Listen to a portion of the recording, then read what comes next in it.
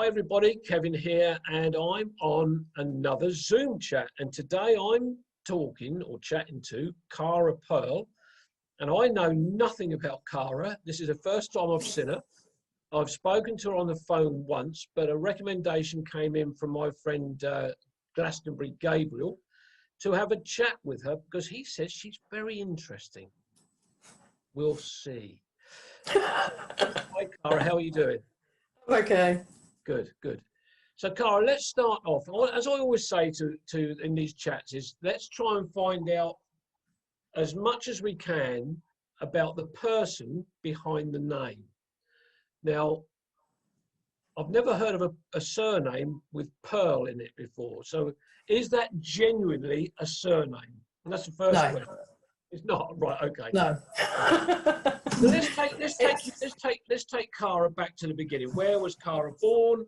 And tell us a bit about your life as starting out. So I was born in Winchester. I grew up in Winchester until I was about 17, 18, roughly. I always wanted to go into the medical profession, but I didn't go well at school, so I joined the Royal Navy. Oh, right, okay. Was a medical assistant, but me and the Navy didn't really get on, so I didn't spend very long in the Navy. Moved back to Winchester, where I started as a career in healthcare and also became a paranormal investigator. Right. For two of the big national paranormal groups, and then ran my own. And that was all going fine until I turned 36, when I developed adult onset epilepsy. Oh, right, okay. So how did that help, not just the health-wise, but how did it affect your life in general?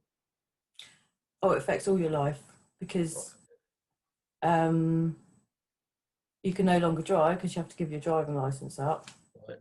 I had to stop the paranormal research because I couldn't guarantee, especially running your own group, that you can keep everybody safe when you might have a seizure yourself. Mm-hmm. And my career. Thankfully, my career was only put on hold. Yeah. For the 2 years that the seizures went on for. Yeah, that was a tough, hard time to get through. And everybody with epilepsy has a different. I'm trying to think of the word. Problems, I guess. Mine is it's left me with a memory problem. Right. Yeah. Yeah. I've got a memory problem, but it's not been caused by epilepsy or anything like that. I've just got a crap memory.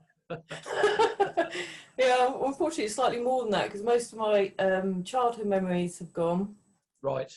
Some of my teenage memories have gone. Mm-hmm. And when I was in my 20s, the memories are okay.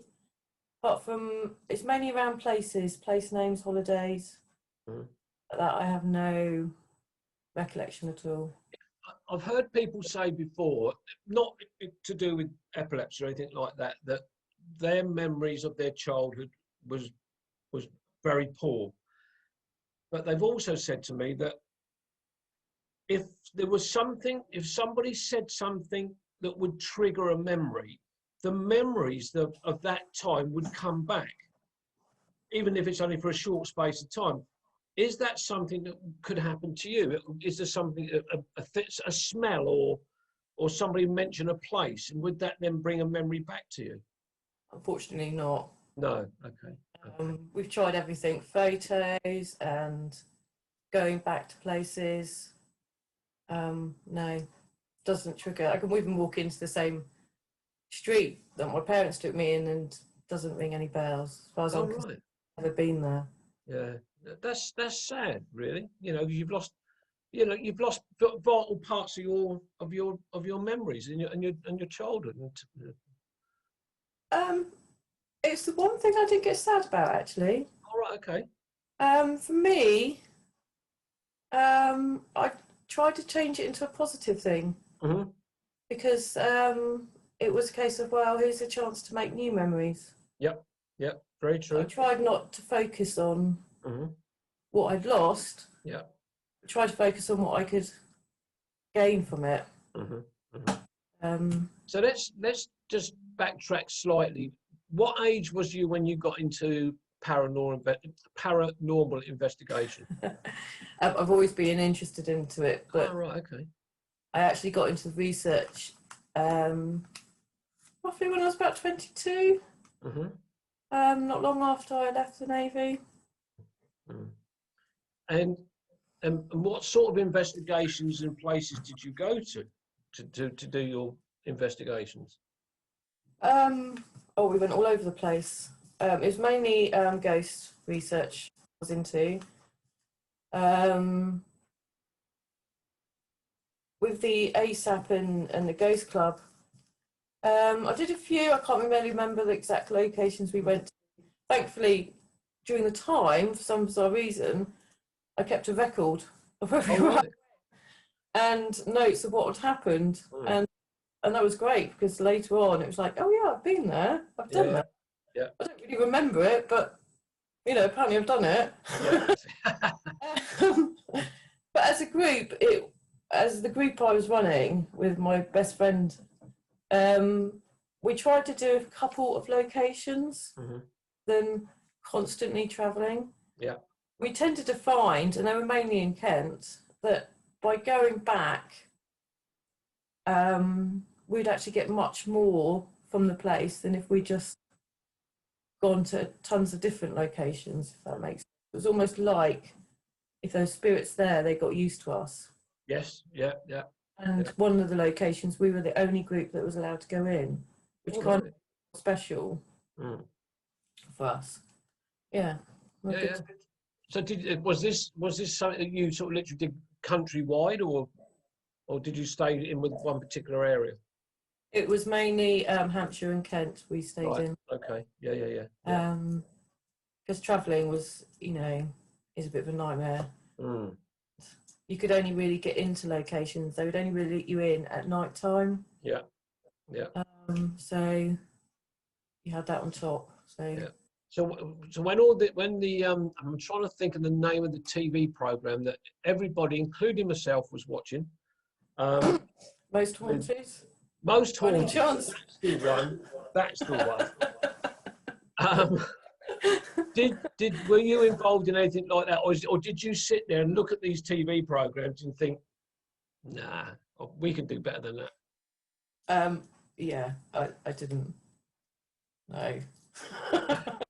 Didn't enjoy them at all. It was like no, and the after effect on small research groups form programs like that was a nightmare, because then all these paranormal tour groups started, and for a small research group we couldn't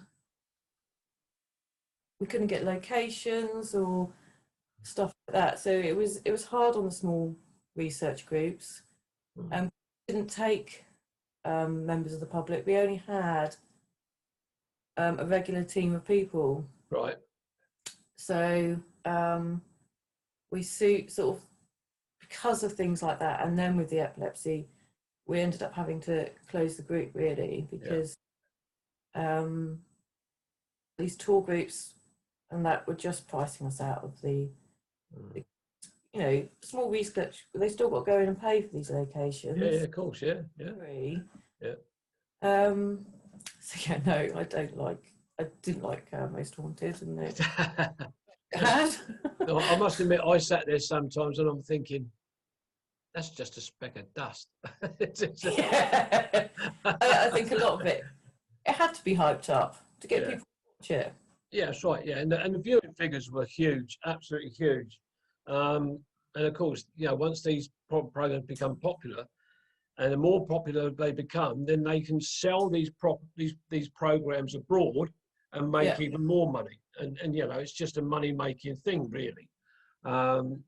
So you let that all drop, and I think you said we got to about the age of 36. Yeah. So what happened after that? Had you got your epilepsy under control then, or is that just the start of it? that's the start of it. So it took 2 years for them to get the epilepsy under control. Right. Yeah. Yeah. That was just, you can't really describe it to people because it is just horrendous. I can, what was it? 12 years since then. So, but because I lost the paranormal research, my mind was still very much, how can I deal with this? So I started researching the law of attraction, and tried to make a positive thing out of the epilepsy, which is not an easy thing to do, but anyway, what came out of that was actually I'd written and published a book. Oh wow, brilliant. About living with the epilepsy and how I use the law of attraction to deal with it. And what I think came out of it, and it's really shocking, because now I work part-time. It's more about how I live my life rather than focusing on a career and everything else. So if the epilepsy hadn't come into my life, I would have still been working full-time and plus hours in healthcare, and yeah. So are you still the part-time job you've got, is that still in the healthcare? Yes, it is. It is. Right. Okay. Yeah. But I don't work. So you have your acute trusts and your non-acute trusts. So I tend not to work in the acute anymore. Yeah. Because I found during the epilepsy time, I had to give up the nights, the weekends, and everything else. And it's not too used to do that. You suddenly realise how tired and doing the shift patterns were. So when everything was cleared for the epilepsy and I could go back to that, and I did, I focused on getting my life back because I thought that's what I needed to do. And then suddenly realised sort of a couple of years later that I was getting burnt out. And I then decided to go part-time again, and unfortunately my marriage broke up because I suddenly realised I hadn't allowed myself time to heal. Period of the epilepsy, and the urge to run away was just so strong that about 5 years ago I found myself moving to Wiltshire. Oh right. Yeah.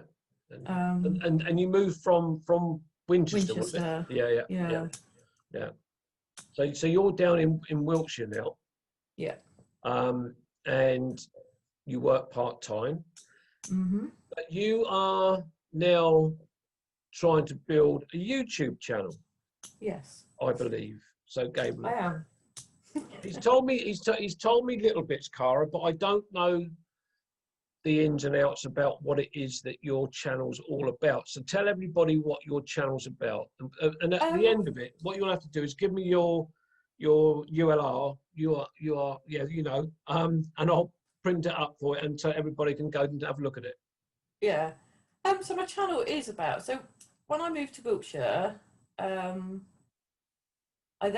realised that I was actually having a breakdown, I guess you could say. Oh right, okay, yeah. And I met some great friends and they helped me. But what really helped was when I started walking the landscape around Wiltshire. But as I started walking around the landscape around Wiltshire, I suddenly realised that there was so much more to the Avebury landscape that most people just didn't realise. Because there's loads of stone circles and that people don't see unless you walk miles away from Avebury, and not everybody do that, do they? No. Well, there's more people walking now than I've ever seen in my life. I know there is, isn't there? Yeah. Thankfully, most of the places I walk to, people don't see. Yeah. And this is kind of how the channel came about, because originally I thought about, well, I could write a book. And I started that. But it's difficult to explain through words what you're actually seeing. So, and that's where the channels come about, because I can then show people the walks if they want to, what they're going to see on the walks, and then on their other videos is do pieces on purely the small stone circles and bits of information that people might not know about. Yeah, yeah. One of my other friends is very keen, and I think one of his favourite places is around Avebury. Mark English. Yeah. And that's Mark with a Q. Yeah. But so yeah, when you said Avebury, I thought I know someone who's going to enjoy watching your channels. and hopefully Mark will see the Zoom chat. In fact, I will message him and let him know that I've done this Zoom chat with you, and that your channel is about Wiltshire and Avebury, because I know he loves that area. Yeah. So when did you start your channel? Tell us how long you've been doing it. Good question. All right. I think it started around August, I think. All right, okay, so very new then. Yeah, yeah. So when you go out and do your walks and you're looking around the stones and that, let's find out a little bit about what equipment do you use? Do you use your mobile phone? Because I've got the Samsung S10, and the videos and the photographs are absolutely stunning. What do you use to do your filming with? Well, initially, yes, I started using my iPhone, but I have since bought a camera, Panasonic, because a lot of my videos have like a relive on them, which can take you on the walk and then shows you a 3D thing afterwards. Right, yeah, yeah. And iPhones aren't particularly good at holding their battery, so right. Can't take photos and have that app running. No. So I tend to use my camera for the photos. Yeah. Yeah. So I haven't really. I've very quickly looked at your channel, but I haven't looked at it in depth. But I will do. Have a look at your videos and see what you're up to. Now, when did you meet young Gabriel? We haven't actually met yet. Oh, you haven't met? Oh, yeah. We've spoken. Oh, you've spoken. Okay, fine. Yeah. But we haven't actually met. We're Right. hoping to meet, but unfortunately, it's one of those things, isn't it? You plan to talk and meet up, but then lockdown keeps happening. Doesn't it just? And you're like, okay, so we'll wait a little while longer. So we have yet to meet. You know, Gabe, he's expanding quite quickly, and he's trying to supplement his walks and stuff like that. He's doing other bits and pieces to try and keep the interest there for people, which is great. But I've not met Gabriel before, so you know, he's become a great friend of mine. You know, we talk regularly, etc., etc. But he's a great person to have for any information you want, any technical stuff. So, he's been brilliant for me. But he seems a very interesting character. When you watch the way he goes out filming and the clothes that he wears is just incredible. It's one of those bizarre things about YouTube, because I think his initial videos just popped up. Because that's all I tend to watch is YouTube or Netflix. And one of his videos just popped up, and that's kind of how it started, really. So where do you want to take this to? Where the scale of this thing? Are you aiming for thousands and thousands of subscribers? I've got 248, and it's taken me 3 years to get there. I've got 57.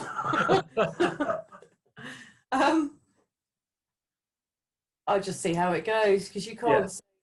Because I get lots of views, but not many subscribers. Yeah. But I think one of those accounts where people might just type in what they want to see and view it, because I'm not in front of the camera at all. Right. Yeah. Because I'd rather people were looking. So when the information is actually worded rather than spoken, because then you can either read it and see my spelling mistakes. Yeah. You know, there's always a few, isn't there? Yeah. See what you can get from walk. So I'm never in front of the camera. Right, okay. Is that something that you're going to look at changing, or would you be nervous in front of the camera? Yeah. Thinking about. If you're saying you would be nervous in front of the camera, you're in front of a camera now and you're not nervous at all. No. I'm thinking about doing that, but I have to work out, because some of the walks are like up to 9 to 10 miles. So you have to think of the battery power as well. Yeah. No. So Spare batteries are always useful. yeah, I have some, but they're not always quite enough. Battery powers and backup battery powers and yeah. Yeah. So time, you know, you have to take into consideration with the long walks, time you've got your food and the fluids and everything else, you know. Yeah, absolutely. Yeah. Yeah. So well, I may do one day, but yeah. Sorry to interrupt you. Go on. No, it's fine. It's made something I may do one day. When I started doing my videos, which was about 3 years ago, I was basically doing them on my own or with my friend Cynthia. I've known Cynthia for over 50 years.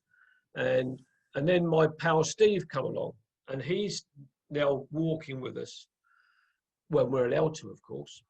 But now it's changed slightly, whereas any of the research that I did, and I never want to go out and have a lot of information. I want to have a small amount. If it's a church, for instance, I want to try and find out whether it's a Norman church or a Saxon church. But what I tend to do is, and it works for me, is I like to tell people what I'm seeing as I go around. Yeah. And people have often commented about, that something I spotted and I would comment on, perhaps other people might not have noticed. And I might see where there's a faint line of where a door used to be or a window used to be. So I will point that out. Whereas if you're just walking around looking, you would never notice it. Yeah. So now I've got, because as you say about camera equipment and stuff like that, if I took everything I needed with my Sony camera, my GoPro, my DJI Pocket, my little camera, my food, my flask, or whatever it might be, and sometimes my drone, I need 2 rucksacks on to carry it all. Yeah. So what I tend to do now is Steve and Cynthia. Steve loves the research side of things, so he'll do a bit of research. But they both love taking photographs. That means I haven't got to take my cameras with me. I just take my video camera.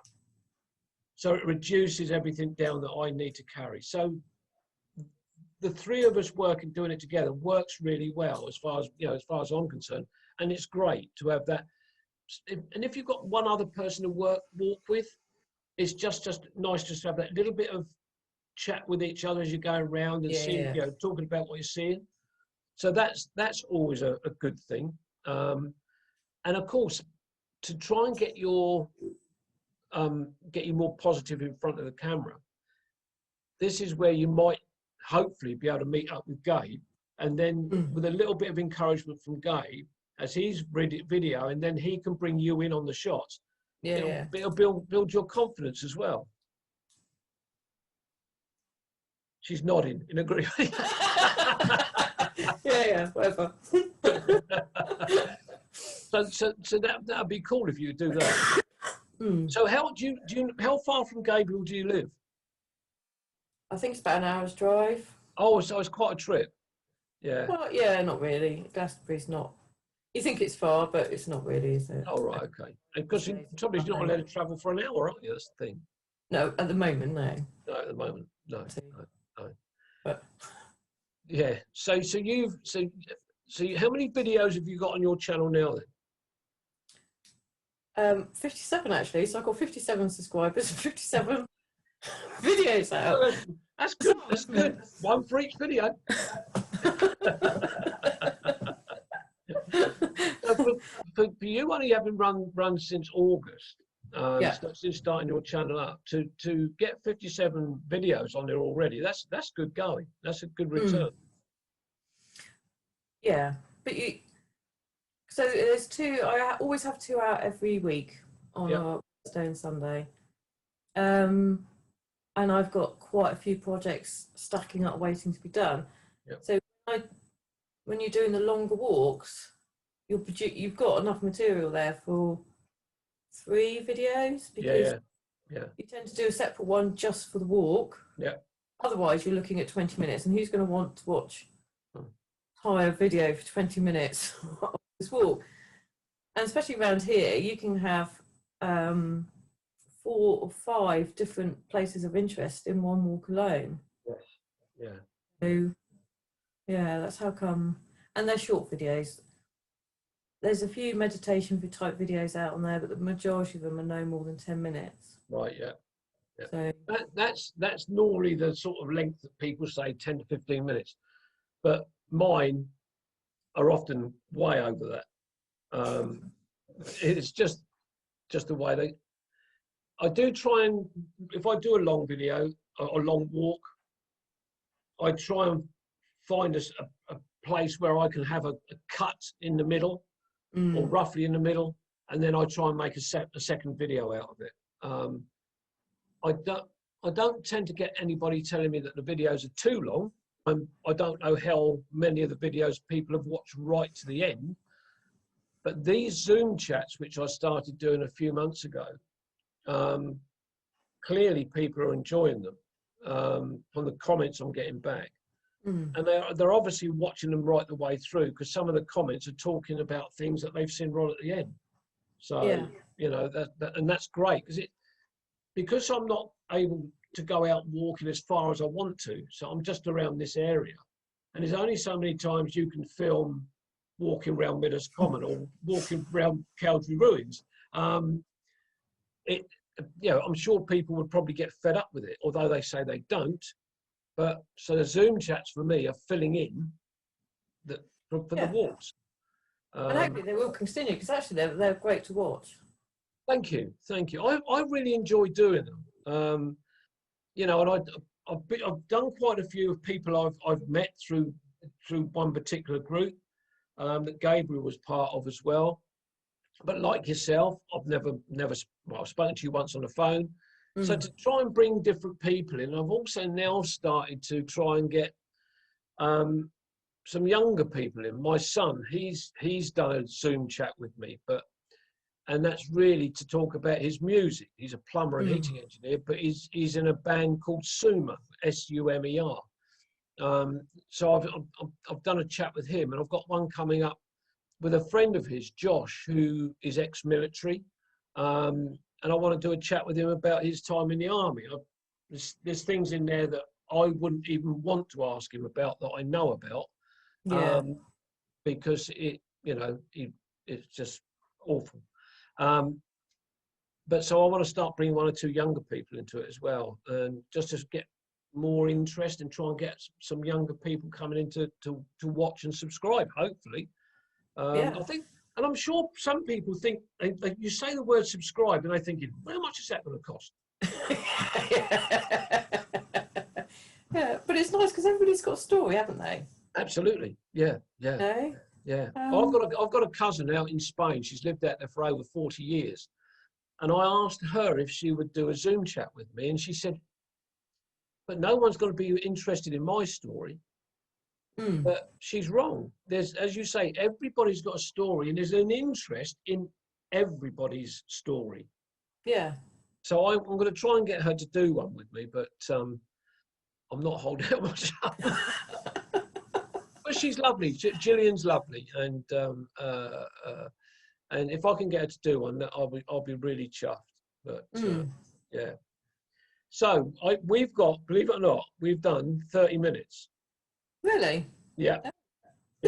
I think I started recording. Well, just come out to 30 minutes. is there anything else you want to tell us before we go about your life, your videos, anything you want to talk about? I don't think so. I think eventually, I would like my videos to inspire other people, especially with epilepsy, to get out walking. Now, just backtracking a little bit, you said you wrote a book about epilepsy. Yeah.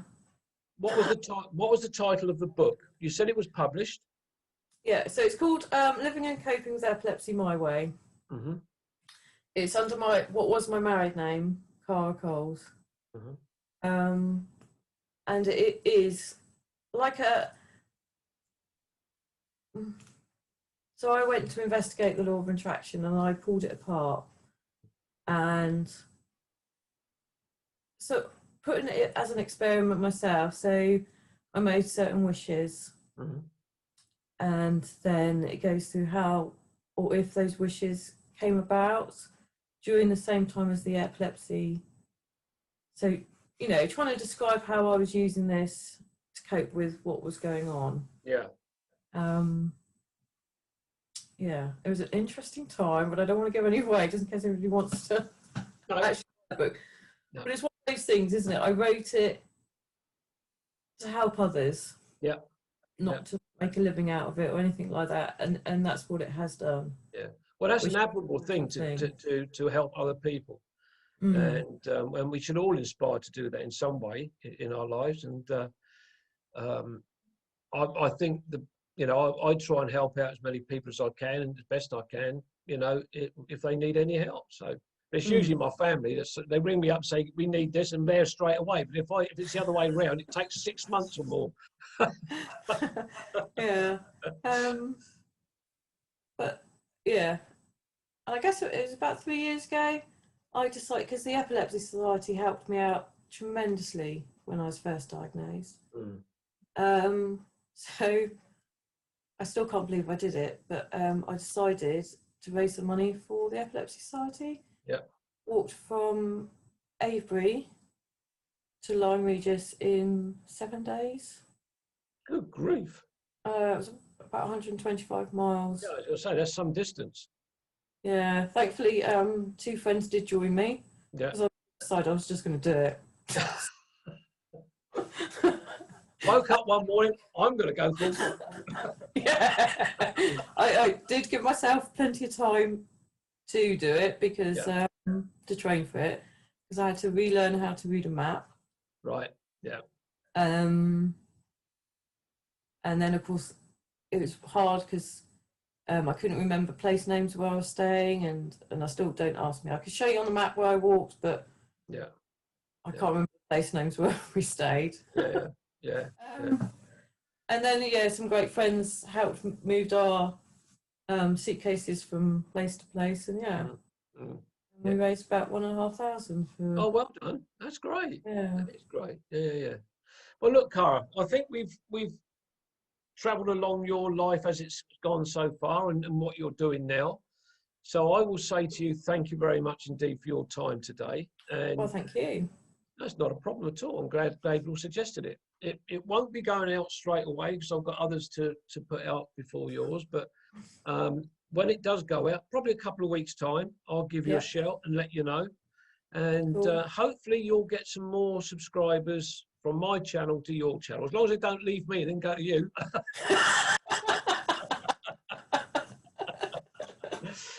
All right, Carl. Look, you take care of yourself. And all the best with your channel. And thank you. If I haven't subscribed already, I will do. Thank you. All right, Cara. All right. Thanks a lot. Bye. Bye-bye.